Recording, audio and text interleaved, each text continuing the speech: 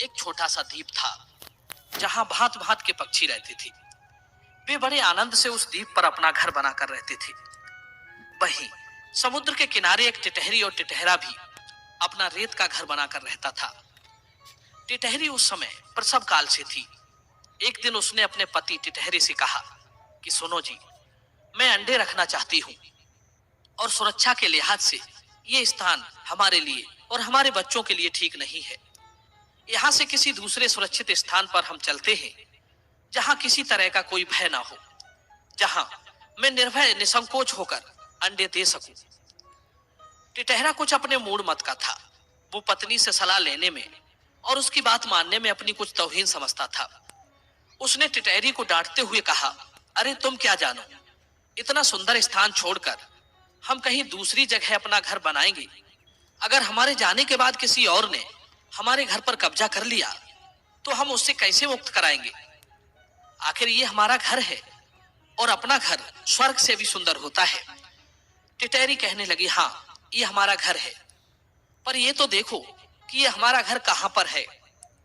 समुद्र का किनारा है, यहाँ हर रोज समुद्र की लहरें उठती हैं, हमारे घर तक चढ़ आती हैं। किसी दिन लहरें तीव्र गति से आ गई तो वे हमारे घर को भी बहा ले जाएंगी। कहीं हमारे बच्चों के साथ कोई अनहोनी ना हो जाए। कहते हैं बुद्धिमान पुरुष आने वाली विपत्ति को पहले ही भांप कर काम करते हैं। जो लोग समय रहते विपत्ति से बचने का समाधान नहीं ढूंढते, उन्हें बेमौत मरना पड़ता है। शत्रु, कर्जा, अग्नि, बीमारी, इन चारों को जो समय रहते नहीं दबाता या इनसे अपना समाधान नहीं करता, वो इनके प्रबल होने पर इनके हाथों मारा जाता है। नदी किनारे खड़े वृक्ष का जीवन लंबा नहीं समझना चाहिए, किसी दिन बाढ़ उसे बहा ले जाएगी। ठीक उसी प्रकार हम भी समुद्र किनारे बस रहे हैं। समुद्र की ऊंची ऊंची लहरें हाथी को भी बहा ले जाने की ताकत रखती हैं। हम तो फिर भी तुच्छ प्राणी हैं। कहते हैं बाद में रोने से अच्छा है पहले ही कुछ कष्ट उठाकर अपने को सुरक्षित कर लिया जाए। दर्शक बंधुओं, टिटहरी की बात सुनकर टिटहरा हंसता हुआ बोला, हे भीरू, तुम क्यों चिंता करती हो? तुम तो बस निश्चिंत होकर अंडे दो, बाकी सब मुझ पर छोड़ दो। जो मनुष्य योग अयोग का निर्णय करने की शक्ति रखता हो, शत्रु को पराजित करने की युक्ति जानता हो, वो कभी संकट पड़ने पर भी दुखी नहीं होता। बुद्धिमान के लिए कोई काम कठिन नहीं होता। मेहनती व्यक्ति के लिए कोई लक्ष्य दूर नहीं होता। विद्वान के लिए कोई जगह विदेश नहीं होती और मीठे बोलने वाले के लिए कोई पराया नहीं होता। और रही बात समुद्र की, तो उसमें इतनी हिम्मत कहाँ है कि वो हमारे बच्चों को नुकसान पहुंचाने की भी सोच सके। यदि उसने ऐसी दुष्टता की भी तो मैं उसका सारा पानी सुखाकर उसके अस्तित्व को ही मिटा डालूंगा। तुम बेफिक्र होकर यहीं अंडे दो। टिटहरी कहने लगी, स्वामी, ये कुछ ज्यादा ही छोटे मुंह बड़ी बात नहीं हो गई। ये चार काम आंखें मूंद कर करना या घमंड में भरकर करना मूर्खता की श्रेणी में आते हैं। पहला, अनुचित काम करना। दूसरा, अपने चाहने वालों का विरोधी बन जाना। तीसरा, शक्तिशाली से स्पर्धा करना या उससे लड़ना। चौथा, हर प्रकार की स्त्रियों पर विश्वास कर लेना। दर्शक बंधु, ये चारों काम मृत्यु का द्वार कहलाते हैं, इसलिए सोच समझकर ही कार्य करने को कहा गया है। उस घमंडी टिटहरे ने पत्नी की एक भी सलाह नहीं मानी और उल्टा टिटहरी के सामने समुद्र को ही गालियां देने लगा। और याद रखना बंधुओं, ये कायर, अकर्मण्य और आलसी लोगों की पहचान होती है कि वे काम करके तो कुछ नहीं दिखाते, बातों से ही भय बनाए रहते हैं। टिटहरे ने भी अपनी स्त्री के सामने खूब अपनी वीरता के गुण गाए, अपनी भुजाओं को ठोका, पर टिटहरी उसी बात पर अड़ी रही कि हमें ये स्थान बदल लेना चाहिए। पर बेचारी क्या करती, टिटहरे के सामने उसकी एक नहीं चली। आखिर मजबूर होकर उसने वहीं पर अंडे दे दिए। उधर समुद्र उस घमंडी टिटहरा की बातें बड़े ध्यान से सुन रहा था। उसने सोचा कि इस छोटे से टिटहरे को कितना घमंड है। आकाश टूटने के डर से तो ये पैर ऊपर करके बैठता है, पर टिटहरी के सामने बड़ी वीरता के पुल बांध रहा है। वैसे तो इसके अंडे मैं नहीं बहाता, लेकिन अब मुझे इसकी ताकत आजमानी चाहिए कि ये कुछ है भी या फिर बातों से ही पत्नी को खुश कर रहा है। दर्शक बंधुओं, समुद्र ने उसके अंडे बहाने की ठान ली। एक दिन टिटहरी और टिटहरा भोजन की तलाश में कहीं घूमने चले गए। इतने में ही समुद्र ने उसके अंडे बहा लिए। जब वे दोनों लौट कर आए तो उन्हें उनके घर में उनके अंडे मालूम नहीं पड़े। यह देखकर टिटहरी विलक विलक कर रोने लगी और अपने पति टिटहरे को गालियां देने लगी। अब तो टिटहरा चुपचाप पत्नी की गालियां सुनता रहा। कहते हैं बंधु, जो लोग अपने हितैषी मित्रों की, पत्नी की बात नहीं मानते, उन्हें बाद में पछताने के सिवाय कुछ नहीं बचता। इसलिए संकट से पहले ही उपाय करने वाला ही सदैव सुखी रहता है। भाग्य पर भरोसा करने वालों का या अपने अभिमान में चूर रहने वालों का सदा नाश ही होता है। जो मनुष्य दुख आने से पहले ही दूसरी जगह जा सकता है, ऐसा व्यक्ति अपने देश की हार और कुल का विनाश कभी नहीं देखता। दर्शक बंधुओं, उधर टिटहरी की तीखी बाणी टिटहरे के हृदय को छलनी कर रही थी। इधर टिटहरा अपने बच्चों के गम में भी दुखी हो रहा था।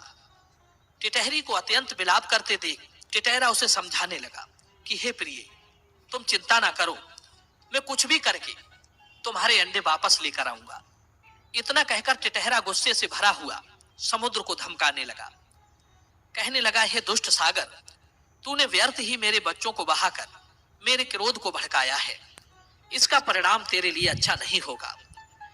टिटहरे को समुद्र पर गुस्सा करते देख टिटहरी बोली, अरे मूर्ख, समुद्र से बैर बांधकर तू कौन सा बड़ा काम करेगा। विद्वान लोग कहते हैं, जबर के सामने कमजोर आदमी का गुस्सा उसी के लिए तकलीफ देह होता है, जैसे जलता हुआ मिट्टी का बर्तन अपने ही बगले को जलाता है। अपनी और शत्रु की ताकत जाने बिना जो मूर्ख उत्सुकतावश या मूर्खतावश सामने जाता है, वो दीपक पर पतंगे की तरह नष्ट हो जाता है। टिटहरा बोला, अरे टिटहरी, तू क्यों चिंता करती है। कुछ चीजें देखने में छोटी होती हैं, पर उनके आगे बड़े बड़े पस्त हो जाते हैं। जैसे अंकुश देखने में छोटा होता है, पर विशाल काय हाथी को बस में रखता है। जैसे छोटा सा दीपक देखने में छोटा है, पर विशाल अंधेरे को मिटा डालता है। जैसे बिजली आकार में छोटी होती है, पर जब गिरती है तो बड़े से बड़े पर्वत को भी चूर कर देती है। बलवान वही होता है जिसमें तेज होता है। अब तुम मेरी ताकत देखो, मैं अपनी छोटी सी चोंच से किस प्रकार समुद्र को सुखा डालता हूं। टिटहरी टिटहरे को फिर समझाने लगी, मूर्खता की भी हद होती है। जिस सागर में रोजाना 900 नदियां जल लेकर घुसती हैं, ऐसे 1800 नदियों से रोज भरा जाने वाला समुद्र को केवल एक बूंद भरने वाली तेरी चोंच कैसे सुखा पाएगी। ऐसी गप उड़ाने से क्या फायदा जो पूरी भी ना हो। यदि तुझे समुद्र से बैर करना ही है, Low risk equals low returns? Not always. Trade in futures and options today.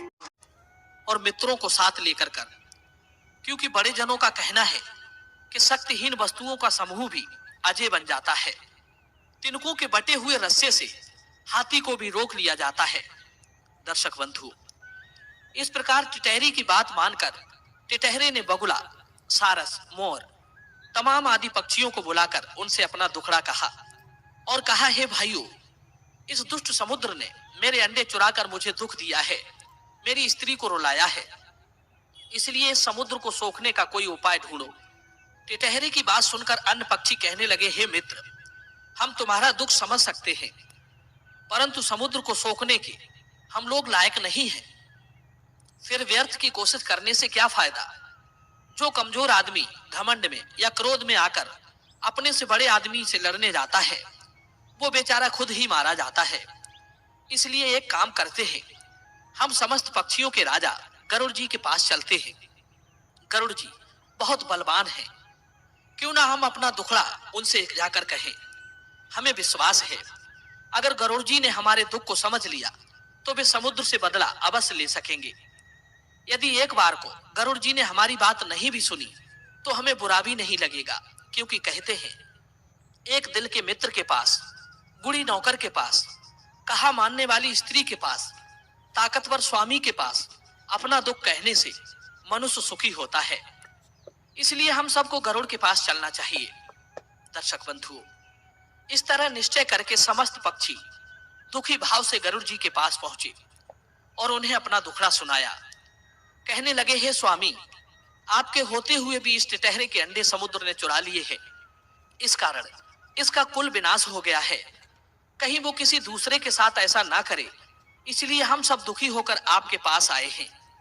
इस संसार में किसी एक आदमी का निंदनीय काम देखकर दूसरे भी वही काम करने को तैयार हो जाते हैं। इस दुनिया में एक दूसरे के पीछे चलने वाले लोग बहुत हैं। वो दूसरी की भलाई को नहीं समझते। आप हमारे राजा हैं, अतः आपको हमारी रक्षा करनी चाहिए। कहते हैं जो राजा प्रजा की रक्षा करता है उसे प्रजा के धर्म से छठा भाग प्राप्त होता है, और जो राजा प्रजा की रक्षा नहीं करता है उसे प्रजा के अधर्म का छठा भाग मिलता है। इसीलिए जिसके अपने बंधु नहीं होते, राजा उनका बंधु होता है। जिसकी आंखें नहीं होती, राजा उनकी आंखें होता है। दर्शक बंधुओं, इस प्रकार समस्त पक्षियों की दुख भरी बातें सुनकर गरुड़ जी क्रोधित होकर समुद्र को सोखने के लिए चल दिए। उसी समय गरुड़ के पास भगवान विष्णु का बुलावा आया। भगवान के किसी दूत ने आकर गरुड़ को बताया कि भगवान आपको बुला रहे हैं। तब गरुड़ ने भगवान विष्णु के पास जाने से इनकार करते हुए कहा, हे भाई पार्षद, तुम भगवान से जाकर कह देना कि वो अपने वाहन के लिए किसी और को बुला लें। इस समय मैं अपने प्रजा का हित का काम करने जा रहा हूं। दूत गरुड़ की ऐसी बातें सुनकर सोचने लगा कि इस गरुड़ ने भगवान के प्रति कभी भी ऐसी बातें नहीं कही। आज इसे क्या हो गया है? तब उस पार्षद ने गरुड़ से पूछा, हे भाई गरुड़, ये तो बताओ भगवान ने तुम्हारा कौन सा अपमान किया है जो तुम इतने नाराज हो? गरुड़ कहने लगा, सुनो, भगवान ने कोई अपमान नहीं किया है, लेकिन समुद्र ने टिटहरे के अंडे चुरा लिए हैं, और समुद्र तो भगवान का घर है। तुम जाकर भगवान से कहो कि वो समुद्र पर दबाव बनाए, अन्यथा आज से मैं उनका सेवक नहीं रहूंगा। दर्शक बंधुओं, उधर भगवान भी सोचने लगे कि गरुड़ का रूठना भी जायज है, इसलिए क्यों ना मैं स्वयं जाकर गरुड़ को बुलाकर लाऊं। क्योंकि बंधुओं, जो व्यक्ति अपनी उन्नति चाहता है, ऐसे आज्ञाकारी को खानदानी सेवक की बेइज्जती नहीं करनी चाहिए, बल्कि ऐसे लोगों का पुत्र की भांति पालन करना चाहिए।